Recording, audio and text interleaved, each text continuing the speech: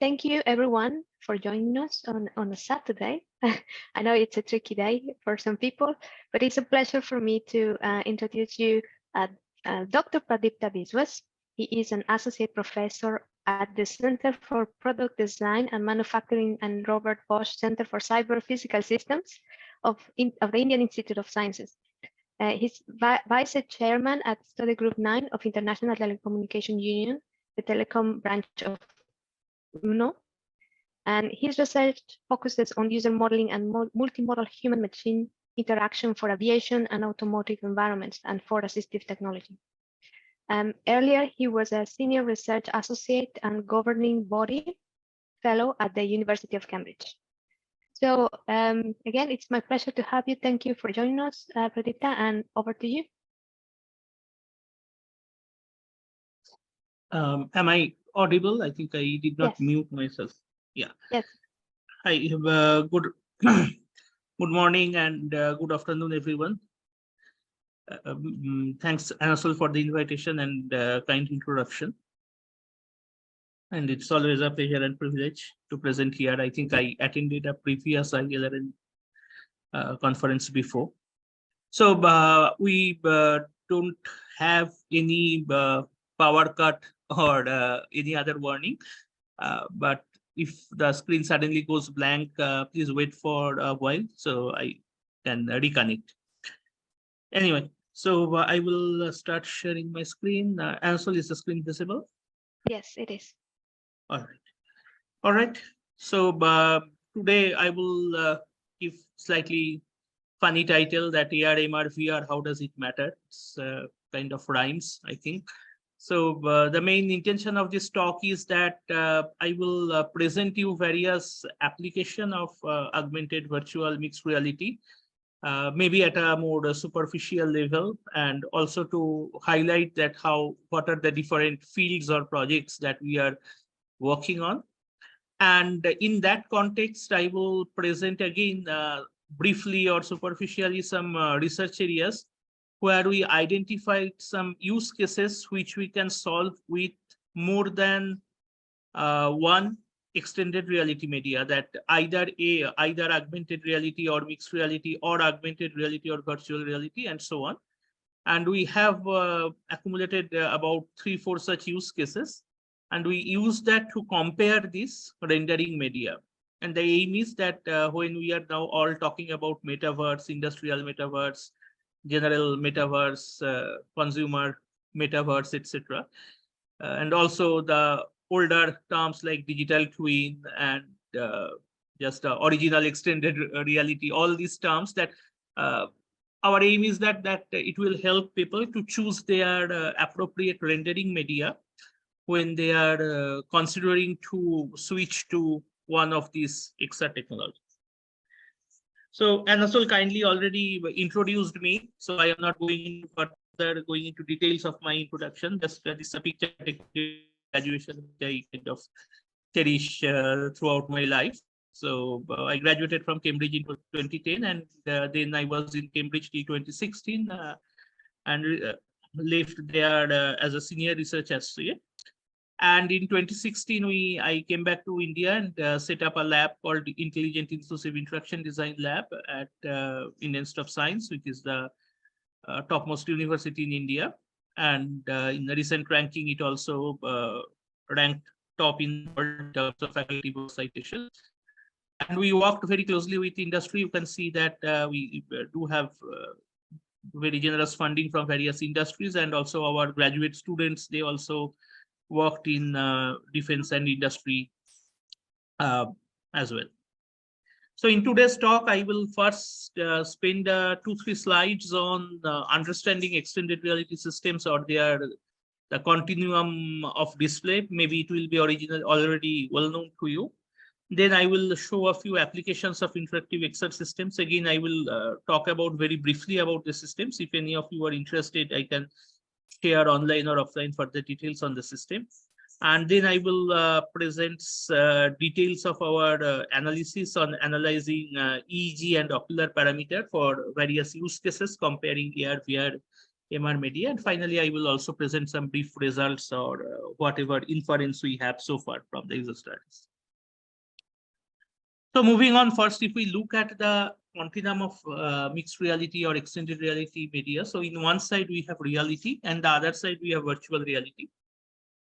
Top right corner, you can also see a screenshot from an ISO document here. And here you can see all the list of definitions, those are given here. I pick up one such definition here of the definition of mixed reality system or mixed and augmented reality system. So without going into any philosophical debate, I think I can explain reality as something where we do not have control, or as an engineer or a user, we cannot control whatever is happening in the real world. And in the virtual reality, we as if play God, that we recreate the whole real environment. And the three important I's for virtual reality is immersion, interaction, and of course, imagination. All three are equally important because here we are recreating the reality. In between lies augmented reality and augmented virtuality, or sometimes commonly called mixed augmented reality. In one case, we augment real world imagery or real world objects or real world systems with two-dimensional synthetic imagery. And in another case, we use three-dimensional synthetic imagery. And I will show you examples. Of course, I am presenting in a 2D screen and you are also observing me in a 2D screen. So it will not be true augmented virtuality, but still I hope you will get the concepts. So before diving into the future, it's better to look back at past. So on the left side, you can see this patent. The date is August 28, 1962. Probably this work was much ahead of its time. It's Sensorama simulator, and it tried to give users a feeling of biking through the New York road. And in 1962, it has all these features like 3D vision, wide vision, motion, colors, stereo sound, aroma, wind, so on and so forth. It was not commercially successful, but still in all AR/VR book, this is given as the first example of a true immersive media. The next one is Sword of Damocles system, the first ever head-mounted display system invented by the famous Ivan Sutherland. He was a student of Claude Shannon, and another of his very important invention, which was his doctoral research, was also on Sketchpad. Recently, University of Cambridge Computer Lab, they republished that work. And the Sword of Damocles is according to the old myth from Crete or the Greek world, that there was a sword hanging by a single strain of horse's tail.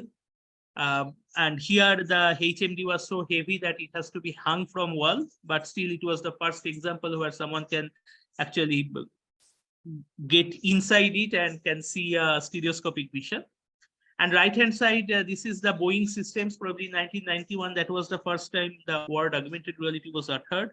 And here the application is trying to see through the inner skin of an aircraft to maintain the wiring behind. So further, to differentiate the two systems, that augmented reality, it overlays additional data on the real world, where the virtual reality creates its own world. And in augmented reality, we can use it on smartphones, laptops, tablets, but at the same time, it's very much dependent on computer vision because we have to track real life events or objects, while virtual reality give more focus on the rendering part so that we have realistic rendering and which obeys the laws of physics, optics, etc. in the real world. On the other hand, we can also have another sort of classification with respect to the position of the displays with respect to the user, like the head space is the head-mounted display. And head-mounted display can be of augmented reality like the Vuzix glass. It can be mixed reality like Microsoft HoloLens 2, and the virtual reality like our traditional HTC Vive or Oculus headsets. Then it can be handheld device like mobile phones, tablet, which can be used for augmented reality system. And also it can be handheld device that you may heard about, situational augmented reality. And also the world space is stationary display and projected display. And again, there we can have like the cave system. It's a old, I think 1970s system, which is a projection-based VR system. Then, as I mentioned, the situational augmented reality, that also use projection-based augmented reality. Plus, we can also have stationary video see-through displays, which can work as AR display. So these are two different dimensions of classifying the rendering media, one with respect to the relative space with user, another with respect to that, whether the purpose of it. So next, I will show you some examples by which the concept may be further cleared. So this is a work we are working closely with Collins Aerospace Systems that developing a manual assembly assistant for helping users to assemble manufacturing product. And here we are using the mixed reality glasses or the HoloLens 2. And in the subsequent video, what you can see that you will see some white objects like here. And these white objects are 3D printed real objects. And very soon you will see a set of colored objects, and those are holograms. So the system works by first running a computer vision module, which detects these objects, and then it draws hologram at a fixed offset from these objects. And then we instruct the person that in which sequence these objects should be assembled. So this video we will present in the ICRA conference, which is happening next week. So here first we run the computer vision module, and next you can see the holograms will appear on screen in a second. So these blue objects are holograms, and now one by one we will instruct the step that which one to put and where to put. And the pink arrow is based on eye tracking, and the yellow arrow is based on hand movement, and it also has some false detection feature. So this is a mixed reality example, and you have to don the HoloLens, but although you are looking at in a 2D screen. So due to time constraint, we'll move on to the next application. So in the next application from Industry 4 application, we'll come to an assistive technology application in where we enabled some kids who are quadriplegic and also they cannot speak, but we enabled them to operate toys like toy cars or even toy drones using video see-through augmented reality interface. So here you can see that this is a toy car and this is the interface. So the person is operating it using this eye gaze tracker. And there are these house or other destinations. So when there is not in real life here, but when the car is hitting there, we are detecting it using computer vision, and that's giving them a task completion feature. So this is with the toy car, and then they can also play with this toy drone just to move it. And they can fly this drone using eye gaze. So this is the interface. Then this was mostly made for playing or making them interested, but it do have a very interesting application. So of course, using eye gaze for everyday activities is not natural. And here you can see this kid is trying to do a fabric printing task, and he cannot move his hand himself. So another able-bodied person has to do it by holding his hand and stamping it, and it's tedious for them.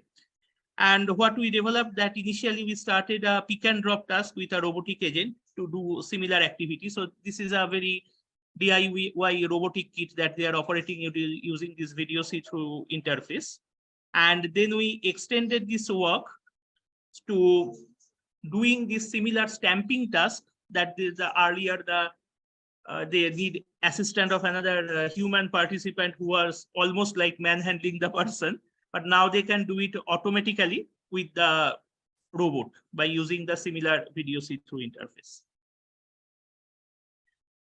The third application is on, again, optical see-through augmented reality interface. So this case study we developed for Asia or Fovia. They are a car manufacturer or automotive part manufacturer, part of the PSA group in Europe. So this display here, it's reflected from this tablet below the dashboard. And they can again operate this display using their eye gaze. And when they are looking away, it will show some indication. And using this display, what we basically do that we bring the whole center stack of the car in front of the windscreen of the driver. So he needs not to take his eyes off from the road. At the same time, he needs not to take his hands off from the steering wheel. He can select icons by looking at it and pressing a button.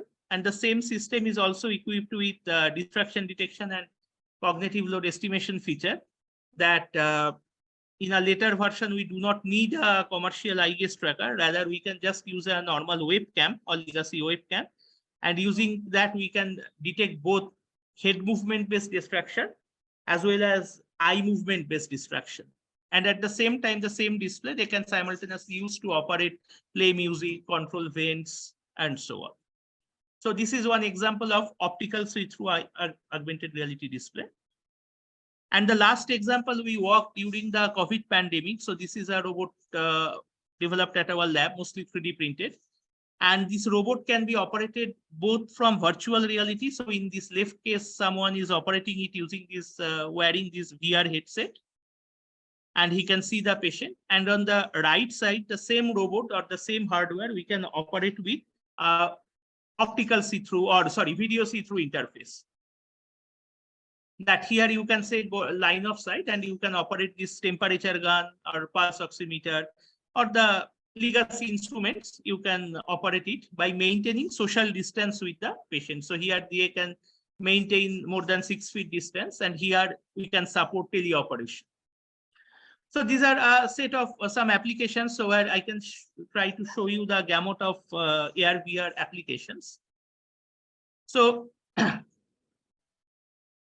moving on, that in these applications, we try to combine IoT and computer vision technology with XR technology. And here also we prepared some case studies. I will show you further details in upcoming slides where we can compare different AR, MR, and VR technology. And we also investigated different combinations of input, that eye gaze, gesture, voice, etc. So next we will talk about this EEG and ocular parameter analysis. And this is a snippet taken from a paper that often these synthetic environment create motion sickness. And although in many laboratory studies or demonstration, we use the VR or MR for a very short duration, but if the application is successful, then it may happen the user is using it for longer duration.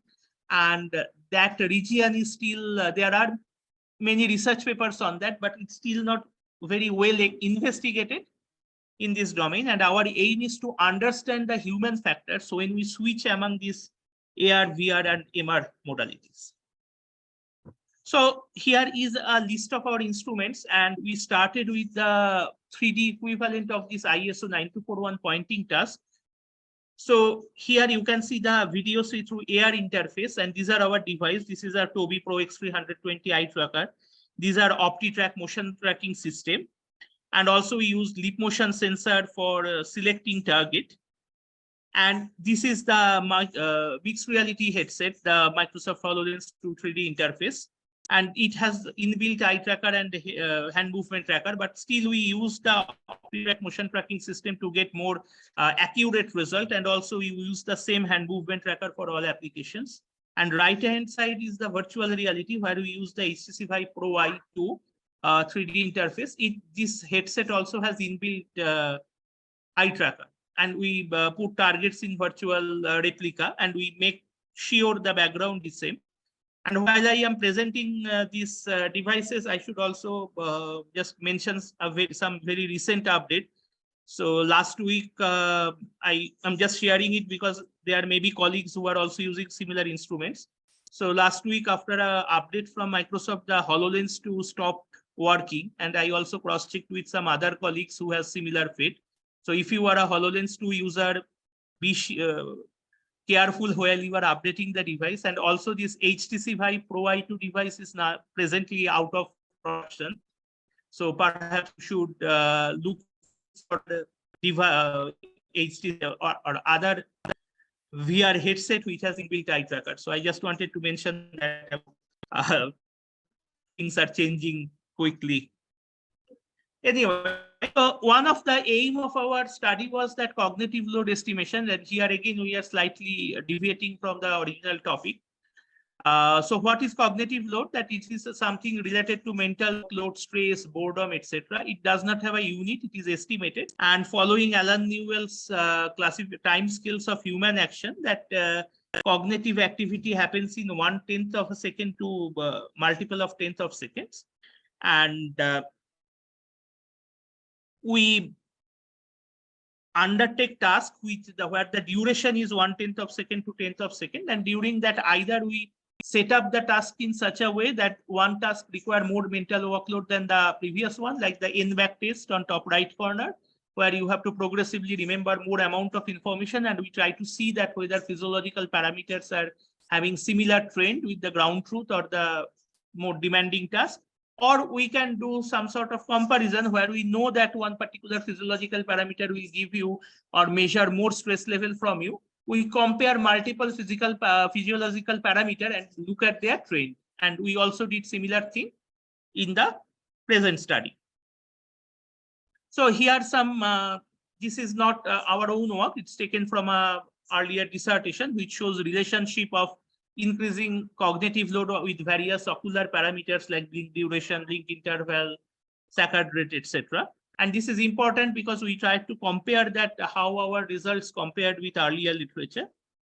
And when we analyze ocular parameters, we analyze the saccadic gaze movement, and this is the algorithm by which we differentiate between a fixation and saccade. So saccade is something like explained with a torchlight metaphor, that as if in a dark room you are holding the torchlight at some particular spatial position to observe it in further detail. So that is a fixation, and anything in between fixation is the saccades. And the tradition is to differentiate between fixation and saccades using a velocity threshold. Why we are talking about that? Because we use different technologies for eye tracking, like we use the screen-mounted eye tracker, VR-mounted eye tracker, or HoloLens-based eye tracker.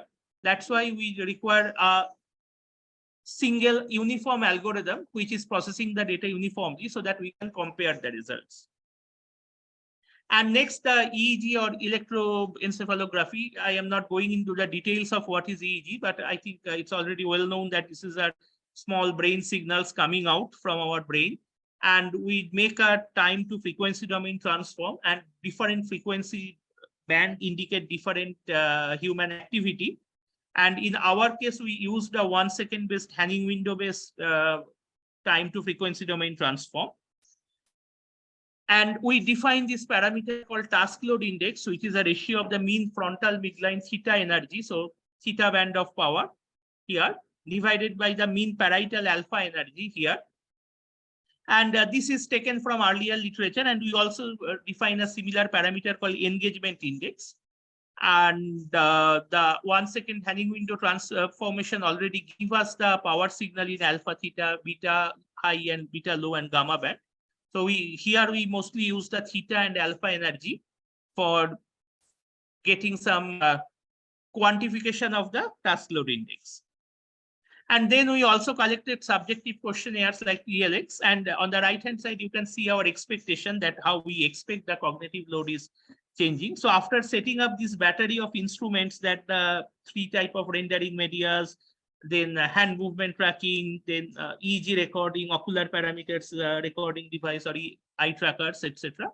We move on to a set of applications where we implement the same applications in more than one rendering media and look at the human factors.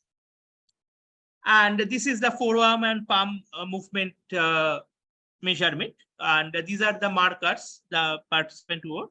And we use the OptiTrack system to track the hand and palm movement.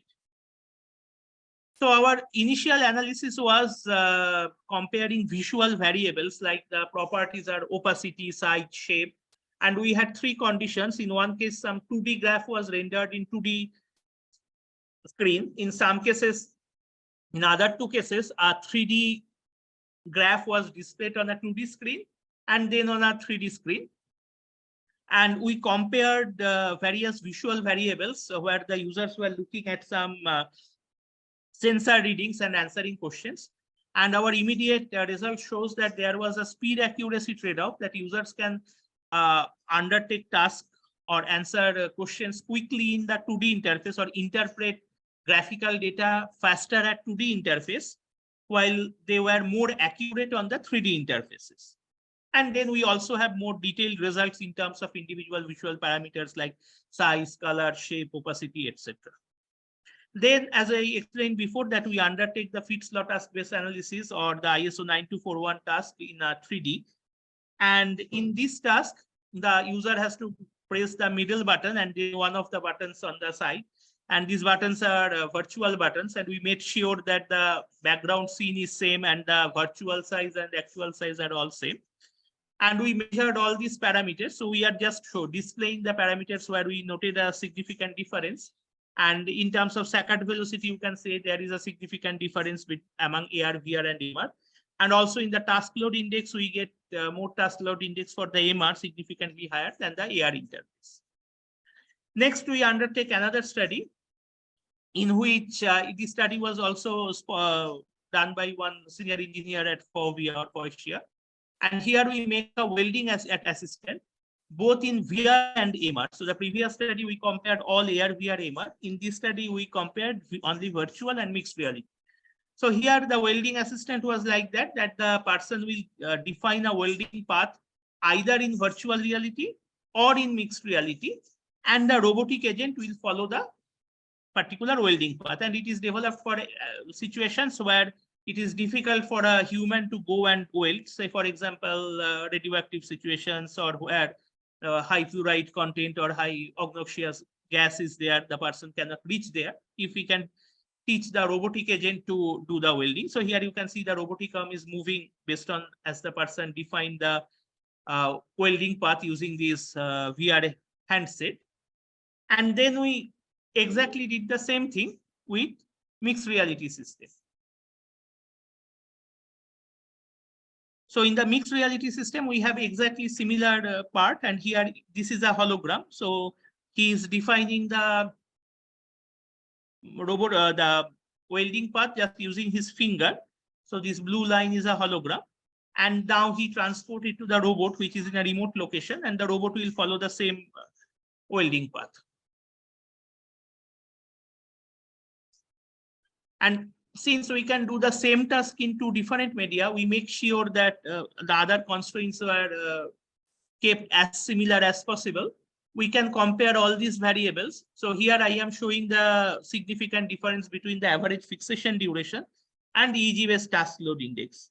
And all these other human factors also, for some we get statistical significance, some we did not get statistical significance, but all they conform with the previous results that we got from the FITS law or the ISO 9241 task-based analysis. Next, we went to another application where we compared augmented and mixed reality. So here we have a semi-autonomous agent, this mobile robot. Why it is semi-autonomous? Because it can see the lane, these two yellow lines using machine vision. But what it cannot see, all these holograms, these cards, or it does not know how to take the fork at this point. So here we developed an advanced driver assistance system where the driver either donning the HoloLens or a tablet, which is rendering the same thing in 2D. And we compared the takeover request, that how quickly the user can take over from the autonomous agent. So when the mobile bot is going straight, it can automatically go following the lane. But when it is at a fork or some virtual target is or virtual car is crossing its path, the person has to manually stop the move. And we compared this takeover request, but in the process, we also compared all the ocular parameters, EEG parameters, etc. And again, we find that the fixation rate was higher at augmented reality, and the task load index was also higher in mixed reality ADAS than the augmented reality based system. And finally, equipped with all these results, what we developed is that we developed a virtual reality cognitive load dashboard. So how it works, immediately it was developed for our aviation application. So let me explain. So this paper was presented in last year in ETRA conference. So this is our flight simulator. So this is a desktop flight simulator. This is a virtual reality flight simulator. Again, you can see the comparison here. And we set up exactly similar flying task and exactly same software. So we used the F16 simulator, which was freely downloadable from Unity Asset Store. And then we implemented our own task here. So here we are trying to estimate cognitive load of pilot. So what we did, that initially we collected some ocular data in actual flight. So we had some collaboration with Indian Air Force, and our pilot colleagues, they put on eye tracking glasses and undertook some air-to-ground dive attacks and barrel loop maneuvers.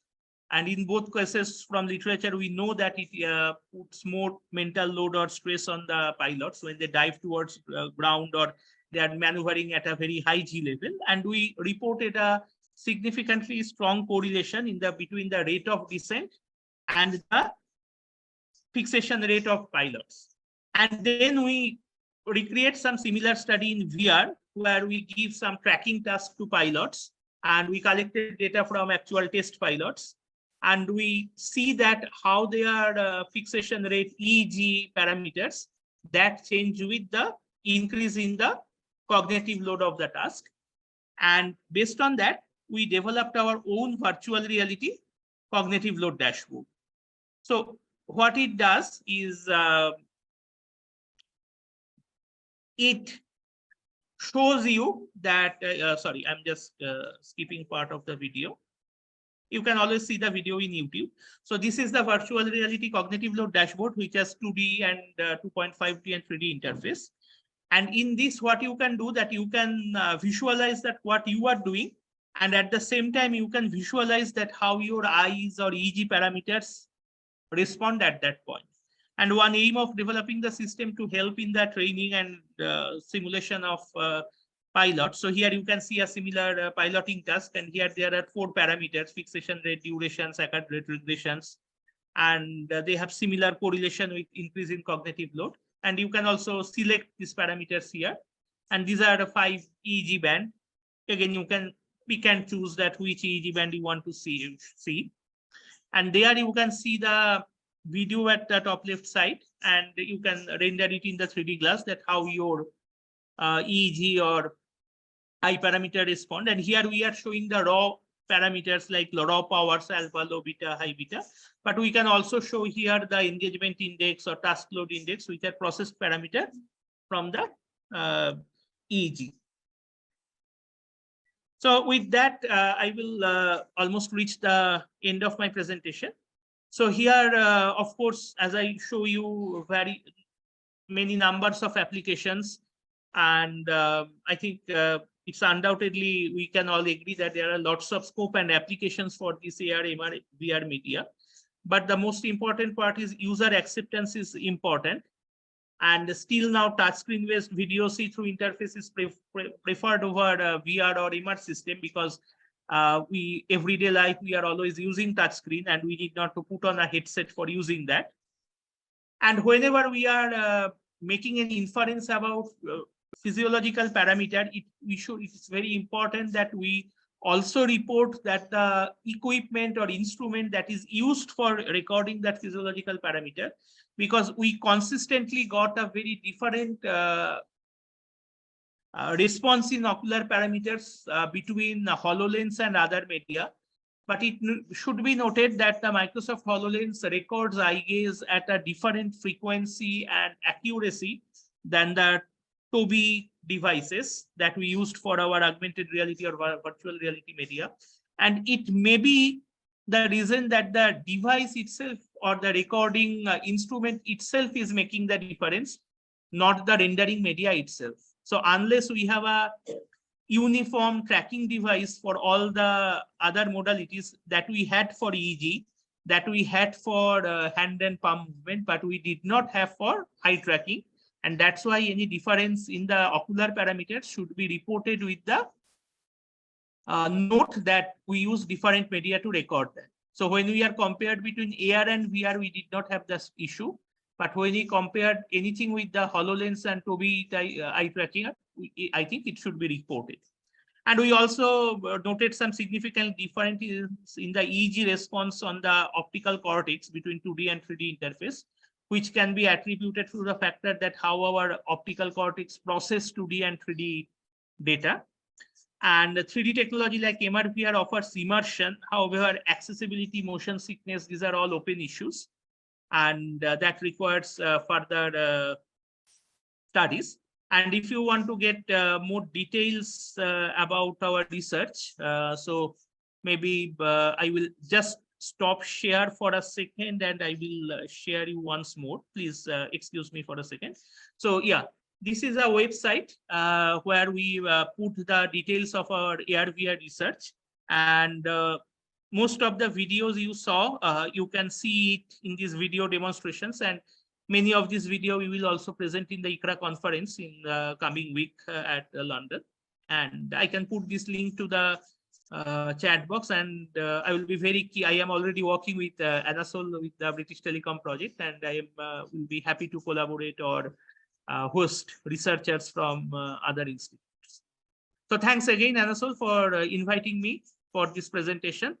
And with this, I will say thank you. And if there is any question, I will happy to answer that. Thank you. Thank you, Pradipta. Very, very interesting research. So we have one question here from Lydia, and she says, "How did you use EEG data? It wasn't really clear how you used it." All right.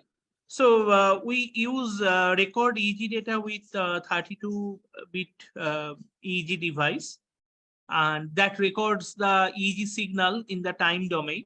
Then we use a 1 second Hanning window based, I think, wavelet transform.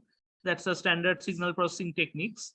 And that gives us output in the frequency band, like alpha, low beta, high beta, theta, and gamma band. And that we get that frequency band information we get for each individual of the 32 electrodes. And when we get that, we can either process this EEG data with respect to individual electrodes, or we can combine these electrodes together, like as we calculated task load index, and then we can make some inference regarding that. So if I just share this slide here, just 1 second, it will be visible on screen in a second. Sorry, just bear with me. Yeah.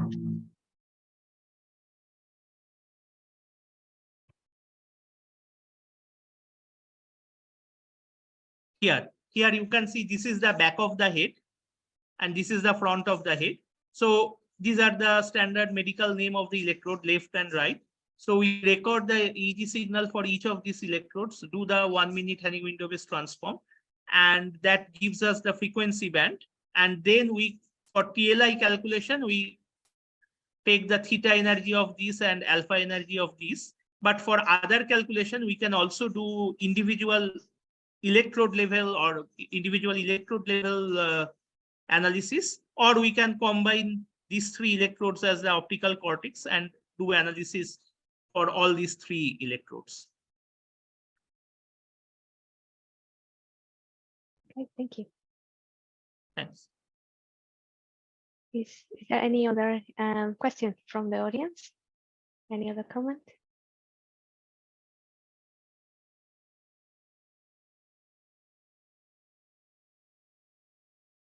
Okay, I don't think there's any other question.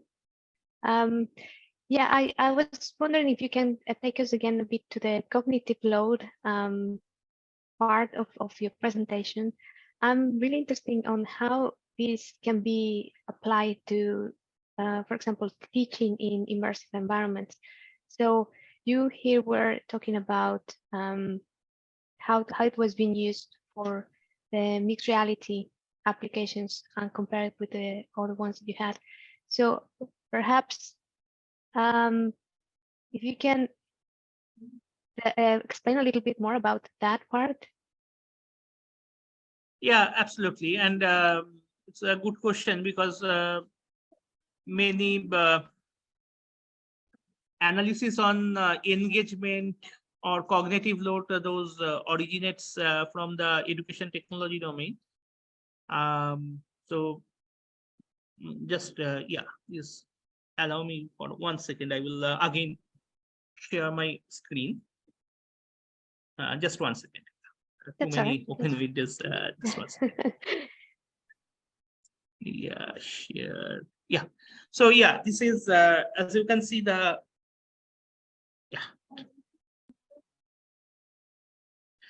So George Armitage Miller, he was the first time he uttered the word cognitive load, and presently I think the most famous person on cognitive load is who uh, make this concept popular is John Sweller, and he is from the education technology domain. And it's also taken seriously by the aviation community because our work, cognitive load related work, is more related to aerospace or drivers domain. And this is some old snippets that how cognitive load can be estimated from ocular parameters. And as you can see that the earlier research was done by our very own Charles Darwin. And this is a old eye tracking device. And still now in education technology domain, there are some service which just looks at how long you are looking at the screen, and from that they try to correlate your engagement. I also kind of briefly discussed with some industrial colleagues who are also inclined on similar thinking, but the very notion actually does not take care of inattentional blindness, and that's why we looked at more detailed analysis like fixation rate, saccade velocity, etc.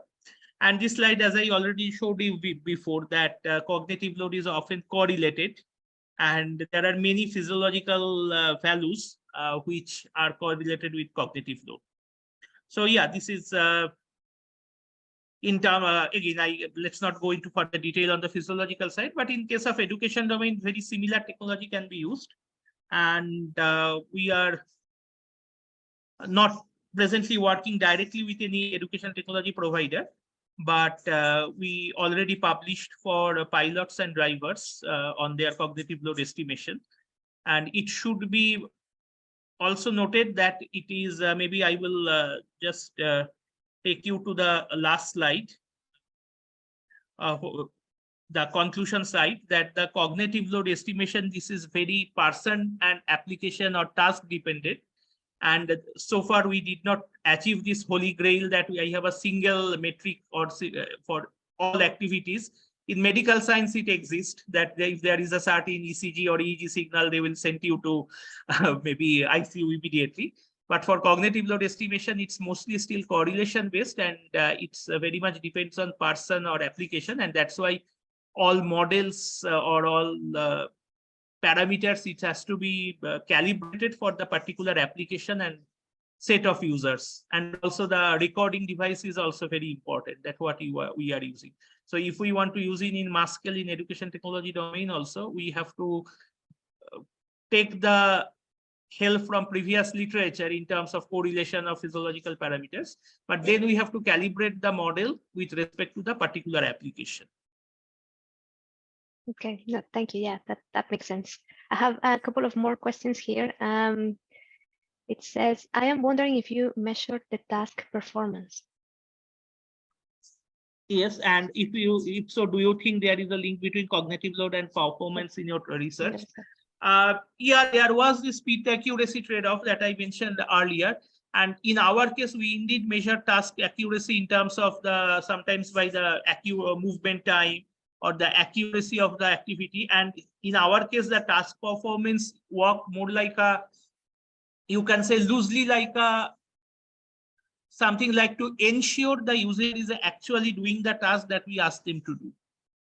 So for example, our hypothesis is that or that in say VR or MR, there will be some difference in the cognitive load, but it's implicitly said that when the user is actually undertaking the task, so our task performance metrics ensure that the user is actually doing the task. He is not say fooling around. And for welding study, we measured the accuracy between the given welding path and the actual welding path. In the case of ADAS, we measure the takeover request. For Fitts law studies, we also measure the number of errors in selecting the ball and so on. So we indeed measure the task performance and make sure that the error rate is below the unacceptable limit. And everyone, they actually tried to undertake the task seriously. Okay, thank you for that. Is there any other question from the audience?